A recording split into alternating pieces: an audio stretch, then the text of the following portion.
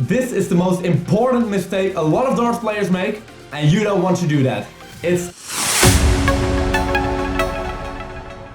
Hi there, thanks for tuning into a brand new video on the YouTube channel of DartCounter. Today I'm gonna tell you the 5 most common mistakes made by darts players. If you don't know us yet, please hit that subscribe button underneath for more and more darts related videos. Number 1 is walking to the dartboard too quickly. When you play darts, of course you always throw 3 darts. The first one, you're standing still. The second one, you're standing still. And then the most common mistake, the third one, you start walking already. Don't do that. It's one of the biggest mistakes made by darts players. When you start walking too early, this causes that your last throw won't be equal to the first 2 and will always have a different direction. Solution, make sure that you complete your throw after your third dart and you start walking after your last dart hits the board. This rule assures you throw every dart the same way.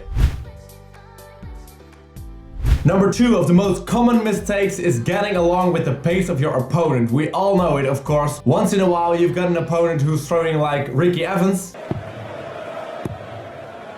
Wow.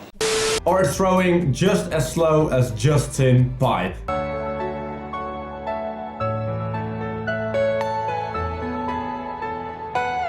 The extremely fast and slow darts players, it's very hard to face these opponents because you tend to go along with the pace of them. Don't do it. Always keep focusing on your own game, your own technique, and the most important, your own pace. Just play darts like you do all the time.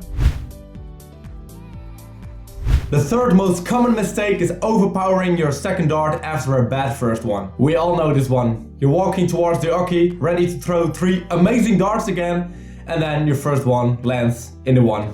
Or in the 5. One of the most common mistakes almost every darts player makes after that poor first dart is overpowering the second one. With your first dart you aimed for the treble 20 and it landed deep in the 5. It feels like miles away. So without being aware of it, your brain tells you to aim that second one a little bit to the right because yeah, that first one you aimed for the treble 20 and it landed in the 5, so why not? What you absolutely don't want to do is overpower that second dart and aim to the right. 9 out of the 10 darts will land straight into the 1 when you do that. Instead of overpowering, just keep focusing on the 20 or the treble 20 and the good results will come, trust me. I know this is a hard one because you're not always totally aware of it, but try to focus on it because it's a real important one. The fourth one, yeah, I'm gonna tell you that one after I've asked you to please leave a thumbs up for this video if you like it. I would really appreciate it. Thank you.